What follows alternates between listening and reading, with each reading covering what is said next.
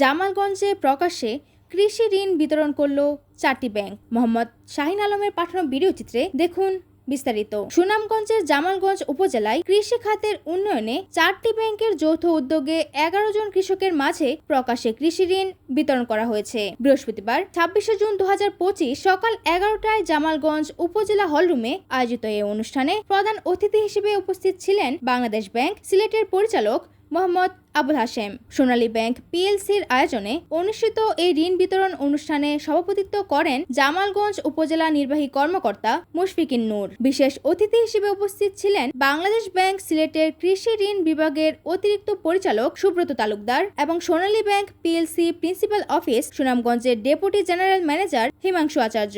এছাড়া উপস্থিত ছিলেন জামালগঞ্জ উপজেলা কৃষি অফিসার সুমন কুমার সাহা। অনুষ্ঠান সঞ্চালনায় ছিলেন সোনালী ব্যাংক পিএলসি জামালগঞ্জ শাখার সিনিয়র অফিসার ফয়েজউদ্দিন। অনুষ্ঠানে আরও উপস্থিত ছিলেন সোনালী ব্যাংক পিএলসি জামালগঞ্জ শাখার ম্যানেজার সুমন ভট্টাচার্য, কৃষি ব্যাংক ম্যানেজার শরীফ আহমেদ খান, জনতা ব্যাংক ম্যানেজার হুমায়ুন কবির ও পূবালী ব্যাংক ম্যানেজার দীপঙ্কর চৌধুরী। অনুষ্ঠানে উপজেলার গণ্যমান্য ব্যক্তিবর্গ সহ স্থানীয় কৃষকেরা অংশগ্রহণ করেন। প্রকাশ্য এই ঋণ বিতরণ অনুষ্ঠানে মোট 4টি বাণিজ্যিক ব্যাংক থেকে 11 জন কৃষকের মাঝে 17,75,000 টাকার কৃষি ঋণ বিতরণ করে।